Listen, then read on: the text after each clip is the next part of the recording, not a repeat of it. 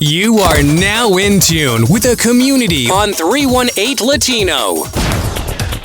Meet interesting people who make our community great. Hear their stories, check out their projects. Gracias. Gracias. Hello, ladies and gentlemen. Thank you so much for being here with us today on 318 Latino. Today we have a very special guest for you. We have Mr. Kenny Houston running for Congress from Shreveport. Thank you so much for being here with us today, Mr. Yes, Kenny. sir. How are you doing today? I'm doing well this morning. How about you? Doing very well, and very grateful to have you here. I understand you're running for Congress. Yes, sir. We have several questions to ask you, and I think we're gonna run through a little civics class today to help the audience. You know, Definitely. If they don't exactly remember how our country works. Yes, Well, yes, we're sir. going to learn a little bit of that today. So stay with us, ladies and gentlemen. We'll be right back after this quick sponsor break. A compass is amazing. No matter where you are or how lost you may be, it always points you in the right direction. Where you are is just as important as who you are, because it determines what you hear. What you hear determines what you believe, and what you believe determines what you will be. No goal is out of reach for me, because I am Southern.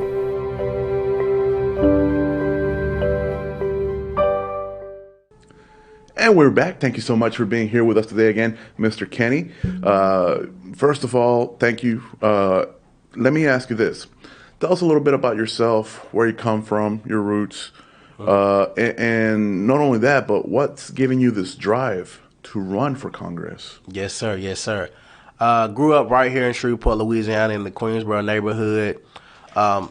To me, somewhat seems like what starts to be the typical story. Raised in a single-parent home. Mother worked $4.25 an hour, raised me and my two sisters. I still ask her to this day, how did she do it? And being a strong African-American woman, all she says is, I did what I had to do. So growing up in that community, my mother reached out and asked for help, moved me to the Pinesville area when I got to about middle school, and I started to get exposed to, better things, better education, different type of friends, started to get involved in sports. From there, I ended up going to college, playing college football for the Grambling State University. Ended my football career early because my grandmother got sick, so I had to start working. Worked in the mental health field, jumped right in the mental health field. Group homes, working at the group home, largest group home in Louisiana, down in Ruston, Louisiana. Wasn't making enough money there, so I had to pick up a second job. Started working there in the morning, and at night I was working at Swanson, a prison in Monroe, the only maximum security prison in Louisiana for juveniles. Oh, wow. In the mental health unit. Love this field. I don't know why. It was just, I felt like I was helping myself. I got to work with kids that were going through issues, and that's why a lot of the aggression came. That's why a lot of anger came. So I got to work with these kids. 2014 came. My grandmother got sick. Well, sicker. So I had to come home. Came home. Once again, I had to provide. Started teaching at Huntington High School, my alma mater. Also, mental health field, once again, I did outpatient work, where I would work with children in their home to help to see why these mental health issues exist, to help them through their everyday lives, to kind of teach them to cope with the things that they're going through. Right. From there, I ended up starting my own company, providing the same services that I had been learning since 2012. What is the name of the company? Pelican Bayou Counseling Agency. It's located here in Shreveport, Louisiana. We have an office here, Monroe, Ruston, and somewhat in the Natchitoches area. True passion for working with this community because it teaches you the why. It lets you know why people go through some of the things that they do and why they react sometimes the way that they do. So I sit back, working, learning about different cultures, just seeing that we really are just human beings. It's not really a race. It's like, man, everyone struggles with mental health issues. So I was like, man, like this is deep. I really love it. Doing a lot of work in the community. I'm a behind the scenes guy. Usually don't like to be in the front. This is completely new to me, standing in the front, being the guy running the race, the guy that you look for. I'm used to doing the food drives, the giveaways, the backpack giveaways, helping people deal with their problems financially behind the scenes, just getting it done because it has to be. No cameras, no nothing, just me helping those people with their issues. The Black Lives Matter movement started. I sat back for maybe a week when I saw everything going on. let me see how serious everyone is about this. Because, I mean, I've been doing this work. I've been trying to help people. I've been trying to see what the real issue is. By the weekend, I said I got to do something. I have to step up. I have to do something. I saw protests all over the world. So I said, man, Shreveport has to make a mark. So I called a good friend of mine, Precious Brown Coleman. She's great at organizing events. Precious, we need to put something together for Shreveport. We get to order shirts, signs, big banners. Everything says Black Lives Matter, Shreveport, Louisiana. I wanted people to know we were here. So we put this march together. I looked around. I saw thousands of faces. Right. Every race there to support one thing. And I was like, man, like, we have to create a change. How do I create a change? I want to say something about that. Shreveport was very, I'm very happy that Shreveport did what it did. Mm-hmm. As far as the protests went, I was part of several of them myself. I covered a few of them as well. And Shreveport did very well in the sense of keeping it peaceful, keeping it definitely, showing your word, showing what you stand for without getting it to a violent level. However, it did escalate a couple times. It did get close to that a couple times here in Shreveport, where there was counter protesters and people, I think mainly not quite for the Black Lives Matter, but for the monument in front of the courthouse. And that escalated rather quickly. We had a video go viral from a gentleman named Nick Daniels that was speaking out about that, which, you know, he was trying to be standing up to the people out there counter protesting and harassing the protesters. Yes, sir. He came in, he had his guns, he had his crew with him, and you see how quickly things can escalate from, you know, just standing up and showing what you stand for to all of a sudden there's guns on both sides of the street, and you know, officers aren't really trying to do much about it. They're not trying to push either side. They're just kind of seeing what's going on. And I want to ask you a little bit about that is, how do we differentiate and how do we stop, you know, protesting and showing our word from turning into a riot, from turning into a burnout? We have to have true leaders. We have to have people that are going to play all different type of roles during these protests. One of my primary roles was when I saw that there were guns, because I was out there, my immediate thought was the children, because I do understand that right now it's so much going on. All it would have took was somebody to stomp the ground hard, somebody to scream, one shot, and now all these children are at risk. Right. So my role was, okay, well, let me talk to some of these parents. Some of these children need to leave. Let me talk to the people I can talk to, because we have to try to remember, this is not the good old days where you line 10 guys up on one side, 10 guys on the other, everyone has guns, let's shoot at each other. You don't really accomplish anything. So you have to have people with different roles at these protests. You have to have the peaceful people. Sad to say, you have to have some people like what he did, because that made a statement. It made cameras come. It made people start paying attention. So everyone just has to have a role, and you have to make sure you have all those people on scene when these things happen, so the proper things can happen, so they won't escalate as much. Absolutely. I mean, I understand that, and I think, yeah, it's leadership what's going to, you know, stop one thing from turning into another. And it's your community leaders. That's what really pushed it. We had an organization called the 45 Days of Action. They were kind of like me. They're behind the scenes. They're just getting the work done. You still don't see some of these people out in the front. They just get the work done. So a lot of times with these protests, it's just community leaders coming together saying, okay, we're going to be out here. Yeah, you have some local officials who come out and show support, but the majority of the organizers are just regular people that are just true community leaders that want to see their communities do better. Absolutely, absolutely. So one of the biggest things I'm concerned about is making sure that we put people in place who are actual, you know, public servants, not career politicians, not people who are trying to run into an office and just escalate from there. I want people who are truly concerned about the community, who are truly concerned about their people, to fix their issues. So one of the things I want to ask you right quick is, what is the role of a congressman? What is his job? What are his duties and what are his responsibilities? Yes, sir. Congress is made up of the Senate and the U.S. House of Representatives. I'm running for Louisiana's 4th congressional district. Congress creates the law of the land.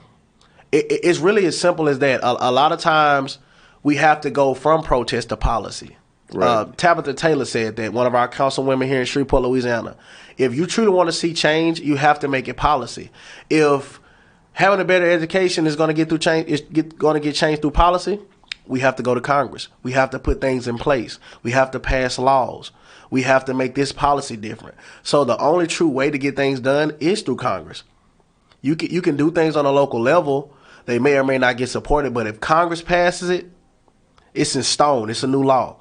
If Congress says we have to wear masks for the rest of our lives, and it's voted in, and it's a bill put together, that's what we will be doing in the United States, because it will go from the U.S. House of Representatives to the Senate to the president's desk. So Congress is where everything happens. That's how our life is determined. That's the laws, the rules, everything that we do, our everyday lives is impacted by Congress. From the police officers, from education, from the infrastructure, from the digital divide, anything you're talking about as far as your everyday lives, it comes through Congress. So something as simple as masks can turn into something extremely controversial, especially when it becomes mandated. Something like you just mentioned is if Congress passes a law that says you have to wear a mask, then you have to wear a mask. However, a lot of people feel like that breaches on their freedom as well, especially, if they have medical concerns or whatever. So let me ask you this. When Mayor Adrian Perkins created a mandate to make people wear their mask in public, and given businesses consequences if they did not enforce that within their business, what are your thoughts about that? Me personally, I felt like it was a great decision. Even though Congress is supposed to protect the Constitution, COVID-19 was not in the Constitution. It was not written in any book. You have to believe in science. Science told us we don't know what we're dealing with. You can talk to some doctors now. I talk to a lot of doctors, respiratory therapists, RNs. We still don't know what we're dealing with. We're still trying to figure it out. So in his position, the best thing to do was say, okay, I want to protect my citizens. Let's wear the mask. I want to mandate it, because you do have some people that they don't believe in science. Well, that's a hoax. That's the government. Okay, well, right now as a leader, this is what I see. I see the data. This is going on. I want to protect my citizens. So I think it was a great move. And it's one I felt like everyone should have got behind. Yes, if you have medical issues where you can't wear a mask, okay, make an issue about it, talk to your doctor. But guess what? It's really in your best interest for everyone to wear a mask if you have a respiratory issue, because that's who it was attacking. So I think it was a great decision. Excellent. Let me ask you this. So we're transferring it feels like a whole new world, 2019 versus 2020. Different. We are black and white when it comes to economy, freedom, just being able to have meetings and events and gathering together. What are some of the changes that you believe are necessary to get past COVID-19 that haven't already been put in place? Those changes are accepting the fact that Louisiana is not perfect and has never been perfect. We have a digital divide here, which means people don't have access to internet in certain areas. They don't have access to computers. We have a big issue with that. We have to now decide we're going to fix those issues. I need to make sure children have internet in all these homes. I need to make sure we create jobs where they can be done through a laptop to where people can still be earning a livable wage while dealing with COVID-19, because they have a job where they can log in on a computer from home. We have to fix that issue now. We have to fix issues like, okay, well, were the schools always able to be sanitized? Did they always have enough sanitizer, soap, like the things to keep kids safe and clean? We have to fix that now. Same in the workplace. When you go to your workplace, did people come to work sick? Say somebody come to work with the flu, I'm going to stay at work. No, we have to really pay attention now. So I think we have to go to fixing policy at the workplace, because a lot of things that we should have been doing, we weren't doing. We were, he just has a cold. He can finish the work day. No, he needs to go home. Oh, that kid is sick. They just put your head down. No, that kid needs to go home. Oh, well, you going to stay home for the day. Just miss your work. No, they're staying home for a few days now. So now we have to fix the digital divide. We have to start to think of a new way. And really we could take this as a positive for Louisiana and say this is going to help Louisiana progress. Because now instead of being 100% conservative, we have to look at new ways to do things. We have to bring those new thinkers in. We have to figure this out. Are you happy with the current system that we have in Louisiana? Or would there be any more changes that you'd like to truly bring in? As far as changing Louisiana, my platform kind of hits on a lot of things. But my number one thing as far as Louisiana, I want us to admit and come forward and say, okay, well, the world took to the streets. The world, not the United States, not just Louisiana, the world, and said, we want police reform. I think that's the number one thing we need to focus on, because if we can't get Congress to admit that, we won't get them to admit that we need to fix our educational issue in Louisiana. We won't get them to say that, okay, we need to stimulate our economy in Louisiana. We need to provide better jobs in Louisiana. So until we fix that, I don't think we can truly take our other issues seriously, because those are all issues that me and you have been on. You can meet with a candidate. You can go back 10 years on film and you'll see that they're saying we need better jobs. We need to work on our education. Some may or may not have been talking about the digital divide because it wasn't a thing. Right. But let's get through admitting that we need to fix police reform. We need to look at the bill that was created, the George Floyd Policing Act of 2020, take it into consideration. And once we do that, we need to say, okay, well, let's value our police officers, because they're out there doing the job every day. You have a lot of good cops, a lot of them. So along with qualified immunity and looking at those things and fixing those things, let's say, okay, well, after we put these things in place, let's take care of our police officers as well. Okay, and let me ask you this: since we're bringing in the infrastructure of the police department, let's bring it closer to home. Shreveport is understaffed by 20%, I believe, 80 police officers. Given that, what is your thoughts on defunding the police? Because I believe there are funds for Shreveport to have a full staff, a 580 police force. They're just, I guess, people aren't registering. They aren't wanting to be a part of that. It's not a funding thing. Louisiana is a catapult for going to Texas. A lot of people come here, get their experience, and they leave. They go to where they can get better pay. Some guys can go from Shreveport to Texas and make almost $15,000 to $20,000 more. So those guys are getting out of here. They're not applying. That'll go back to police officers underpaid. So you're asking police officers, especially here in Shreveport, to work in an environment where it is very dangerous. Our crime is very high. We're ranked number 1 within this congressional district as far as crime. We're very high. So you want those guys to go into those situations, but you're not paying them enough. They have to work second jobs. I'm not just for making the job harder or putting a microscope on police officers and saying that's it. No, those guys need to be taken care of. If you create better, that's almost at any job. You create better pay, you'll have more people applying. And that's how we have to look at that issue. Excellent. Well, let's go to a quick commercial break. After that, I'm going to have a couple more questions for you, and we'll be able to address the people and some of the questions that they may have as well. So, yes, sir. Ladies and gentlemen, we'll be right back. Go ahead and comment, like, share if you have any questions. We're here to answer those. We'll be right back. 318 Latino por internet desde Shreveport. Who should be counted in the 2020 census? Everybody. Everyone. Doesn't even matter where you're from. Young, old, new to the country. Little kids, babies. This is probably the most important duty because it projects your voice. Every single person counts. El Compadre Mexican Restaurant would like to thank the community for your love and support.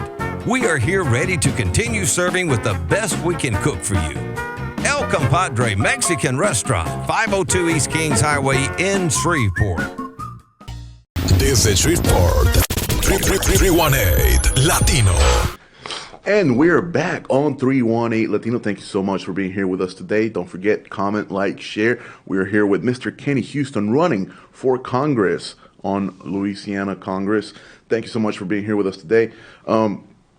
So I think I can answer this one, but I get this question. Are you Democrat or Republican? I'm a Democrat. Excellent. What do you think about the current Democratic Party? To me, I just feel like it fit me best. It's a thing that you were kind of born in. Everyone in my family was a Democrat. So when I registered as a Democrat. Moving forward, as far as once I win and I'm in the House of Representatives, I don't really want to look at it as I'm a Democrat.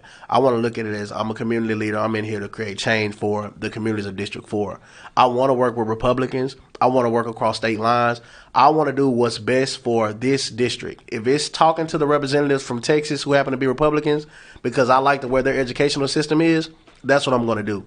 So I want to dispel the kind of Democrat Republican. No, look at your candidate as an individual. Look at what they stand for. Because I talk to a lot of Republicans, and once we actually have a conversation, I get their support. What do you think about identity politics? Who? Identity politics.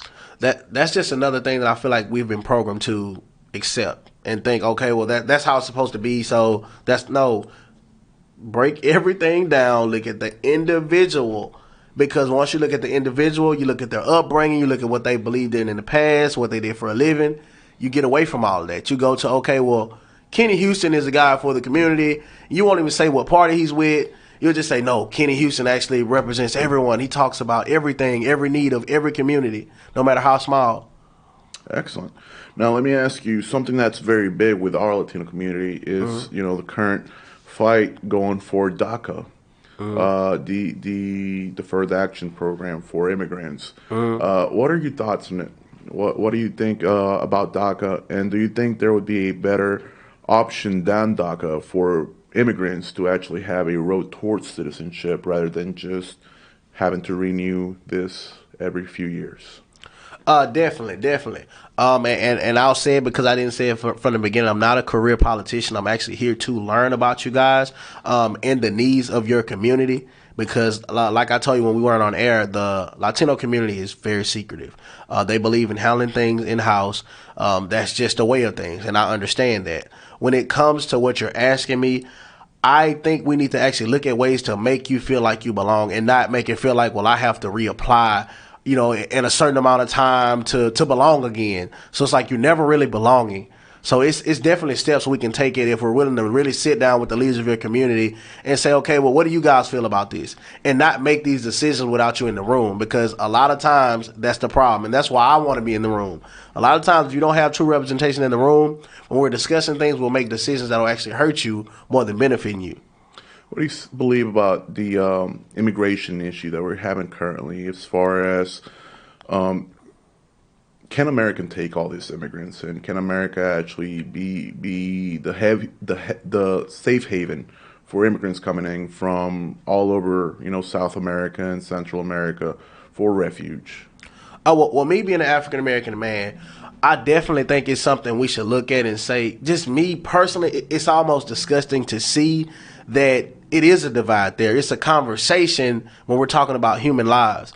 We're talking about people, because at the end of the day, we're all humans first. We're talking about, okay, well, should this be a safe haven? America's supposed to be the greatest country in the world. It shouldn't be this, oh, well, how do we make it? Well, Americans go to other countries and live just fine. They're accepted, we're embraced. So once again, having true representation in the room. I know I'm not Latino, but someone can come be a consultant. Someone can come give true feedback. And once again, I'm not really considered one of the elites of the world. I'm an African-American man. We're still fighting for certain rights. We're still fighting for certain things. We should all be working together as far as the minority. Okay, this is what we need. This is what we're looking at. This is what we're trying to do. We're all human beings. We shouldn't be having these discussions, honestly. But since we have to have them, we need real fighters in the room. You mentioned there's a high crime rate in Shreveport, and I believe that is true. How are we going to combat crime? And once you're in Congress, what can you do to combat crime locally here in Shreveport? Since Shreveport is home, it will definitely be a city that is always on my mind. It's a part of Caddo, which is the largest parish. My number one initiative is to push jobs. I know it sounds cliche, but if I'm not working, if I'm not able to provide, these things are going to happen.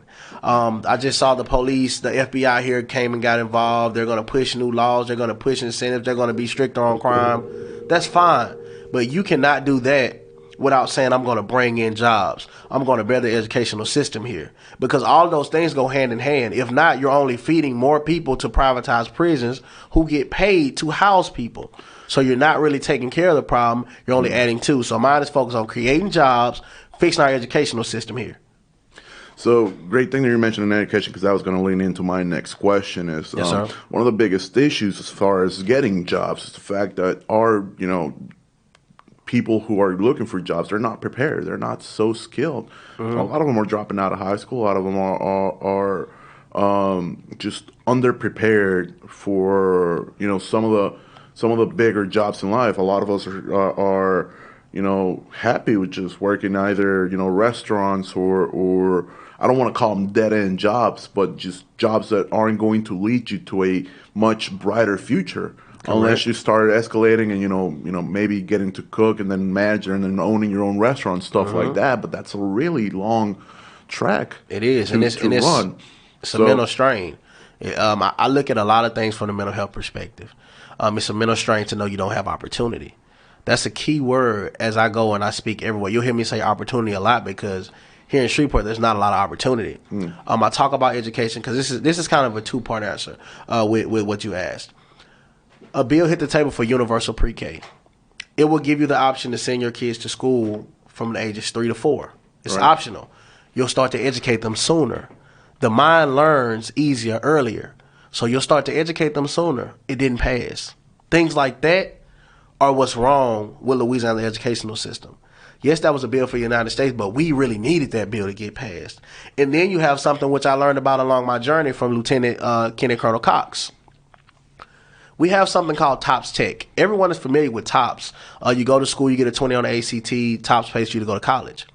TOPS Tech exists in Louisiana. It's called, you have to get a 17 on the ACT, and they'll pay for you to get a trade, whether it be welding, barber school, carpentry, whatever it is, it will pay for that trade. TOPS Tech is one of the biggest secrets of Louisiana. So we need to start educating our kids about the programs and our parents, because I think every parent should know about TOPS Tech. If you don't have a college kid, you may have a TOPS Tech kid, and you can focus on them just getting a 17 on the ACT so they can go get those skills. Welders make almost the same amount as doctors if you're in the right city. So it will help catapult you, and it will also help create a job market for us here, because if we have more kids learning how to weld, we can go out and reach to those big companies that have welding companies and say, hey, we have a program here that's doing well. We have a lot of welders coming out, new base, new jobs.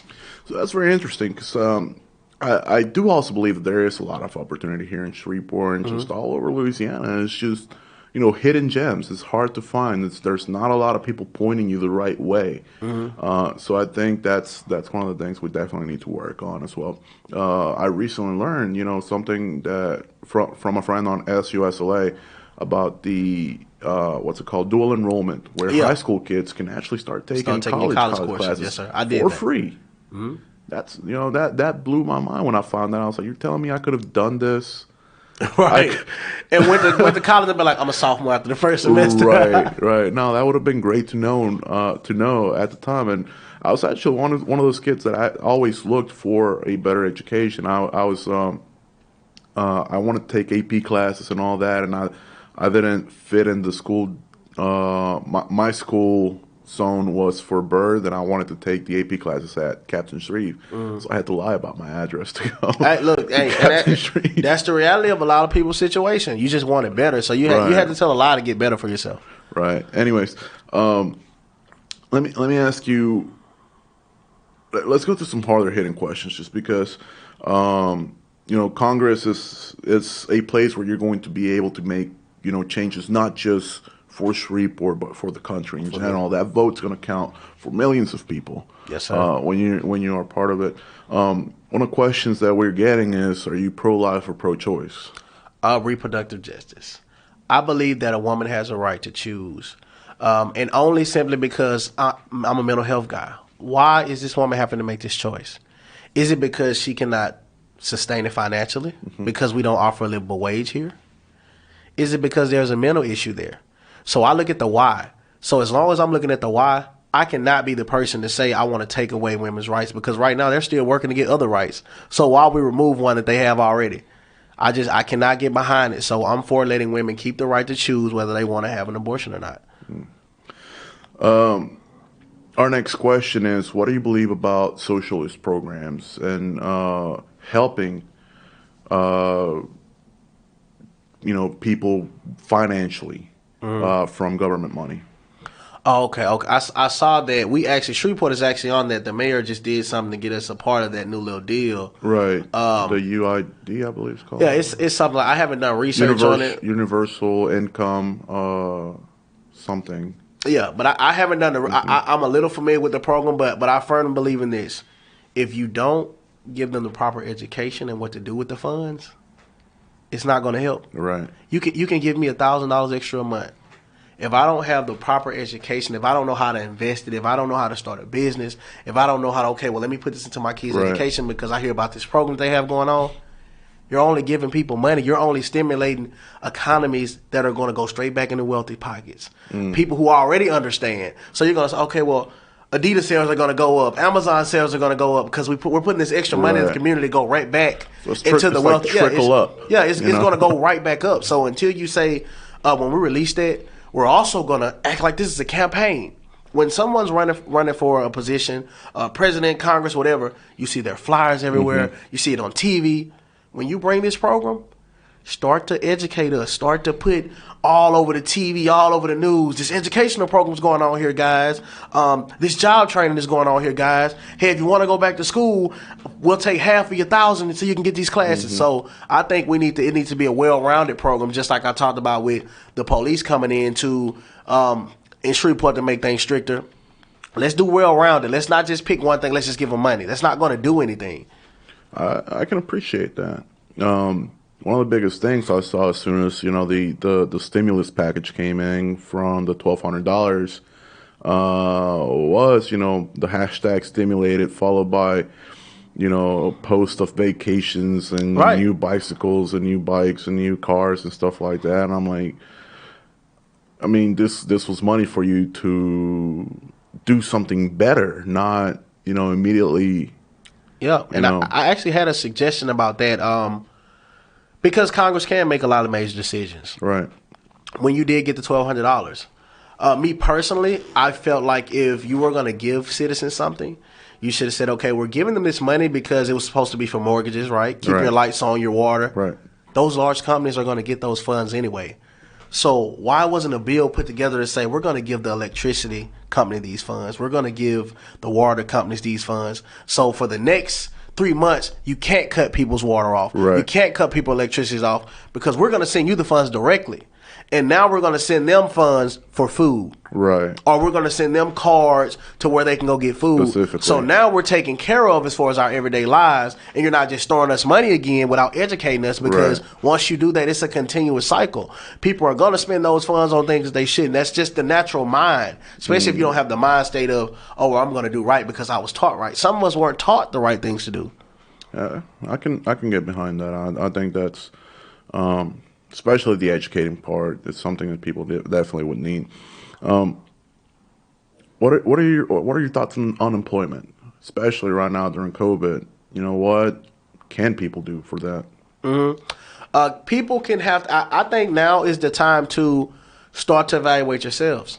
Say, okay, well, what advantages are out here for me? Can I go back to school? Because I did see some people use their stimulus to go back to school. Absolutely. Take college courses, pick up a trade. Right now, you have to start to be innovative. What can I do to better my own life? Because the world is about to change. Computer science is going to become a big thing. Children need to know about technology now, early.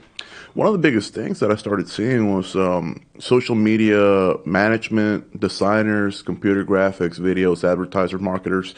They all thrived during COVID because they all just, beautifully able to work from home and then having some investment to get better equipment or just actually having time to find clients to say, hey, this is what I can do for you. This is what the type of work that I do. Would you hire me to help you advertise your business or run your social media or run your Facebook or whatever? I think some of those people really thrived during Corona, and they did. And that check helped them, cover their expenses for part of that month to say, all right, now that this is taken care of, I have the time to go find clients and turn this into more capital. Yeah, you had a lot of people who during this time, if you were already working from home, you were like, okay, well now I just can't go get my drink every now and then, or now I can't go hang with my friends, but my income is pretty much the same. You had a lot. I have a group of friends that work from home before this incident. Right. Things didn't really change for them. They were already on now their work volume increased because people were calling in more. People were settling down, saying, "Okay, well, my internet is messing up. I need." So their work day got a little busier, but as far as income, it didn't change for them. Got you. So we have a lot of people. You mentioned the U.S. is supposed to be the greatest country in the world. We have a lot of people coming in from all over South America, Latin America, and they have very harsh opinions on how the country is ran. However, they escaped how their country was ran to come here. True. And it's a little bit of a oxymoron to come and not just criticize, but really throw shade at how this country does things because they're not used to it.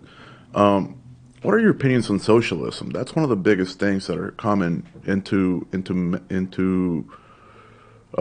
conversation these days. It's, socialism as far as Bernie, socialism as far as getting these checks and stuff. So, yeah, I hear that most Democrats fall in that category now of you're a socialist, you're a socialist, and my answer is the world is evolving.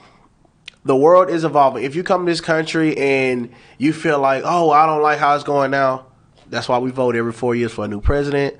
That's why every 6 years you vote for a new senator. That's why every 2 years you vote for a new U.S. House of Representatives, which is the position I'm running for. So we actually are able to go through different changes of leadership. So things do fluctuate. You may not like how they're going now, but if the country is unhappy, they'll vote in new leaders across the board. Things will change. So when it comes to just trying to put us in one box, I don't think you can ever put us in one box because the world is constantly evolving. Things that were not okay in 1990 are okay in 2020. And once again, COVID-19 has came and we have to learn how to do everything all over again. So we can't throw certain topics and say, oh, that's socialism, that's socialism. No, we're learning to survive as a country because everything is becoming anew. Jobs, the way you do your everyday job, it'll be new. We still haven't gotten through COVID-19. There'll be new jobs getting created. You have something called the Green New Deal that's discussed.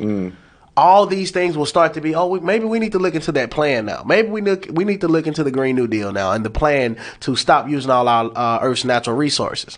So I just think you can't throw anyone or any country in a specific box anymore because we're all adapting to the current situation. If you're in the actual country, you're going to criticize it because you know what's going on. I don't know what's going on in Cuba. I don't know what's going on in Russia. I don't live there. I'm not a part of their government. I'm not a part of their mental health world. I don't really know what's going on. So when people come over sometime, it's always easy to say, well, the grass isn't greener on the other side. Okay, we'll go back. Wherever it is, if you feel like, but a lot of times we just talk. People like to complain because they don't understand. But once you start to get some type of understanding, like I have been doing, it blows your mind. It's necessary to educate ourselves on history, to educate ourselves on how the country really is ran and the policies that people are trying to put into place. Let's go to a quick commercial break. When we come back, I'd like you to address, our audience directly. Okay. And, just let them know why they should vote for you. So yes, sir. We'll be right back, ladies and gentlemen. Thank you so much for being with us on 318 Latino. Go ahead and comment, share, like. We'll be right back with you. 318 Latino por internet desde Shreveport. El Novillo Meat Market is the official Hispanic store in town. Get over here for your marinated ribs, fajitas, chicken wings, beef and pork, fresh baked Mexican pastry every day, fresh products and deli department. 2242 Barksdale Boulevard, a few blocks from the base. El Novillo Meat Market. We celebrate the Hispanic Heritage Month to recognize the history, traditions, and contributions to the American society and culture of the Hispanic communities, as well as their important presence in the population of the country today. Happy Hispanic Heritage Month from 318 Latino.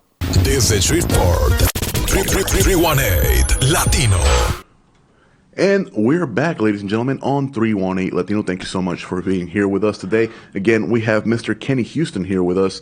And Mr. Kenny, it's been a very, very interesting conversation with you. Definitely. Getting to know you, getting to know your policy, getting to know your ideas, and of course the passion you have behind mental health. I think that's pretty cool. So, camera's yours. Just please let our audience know why you believe you are the best candidate for the job and what changes you will bring about. Yes, sir. I feel like I'm the best candidate for the job because unlike so many, I'm not a career politician. This is not something that I always dreamed about doing.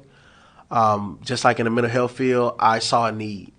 I saw the country moving and the country asking for change. And this made me say, how many more people are asking for change? Within the 4th Congressional District, the Latino community only represents 3.3%.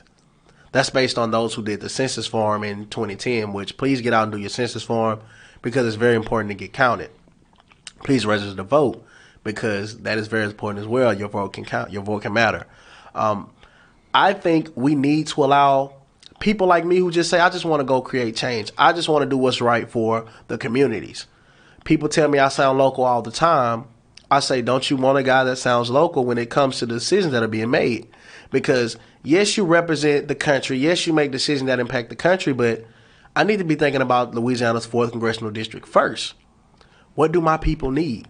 What do these big communities, small communities, different cultures need? What are the complaints of my community? Because we have complaints, but is there a true voice that is going to regurgitate those words, really listen to what you're saying, and really want to make that change? I'm from this community. When you look at my background as far as the mental health field, you'll see that the mental health field doesn't have a race. It's just good people doing good work to help humans.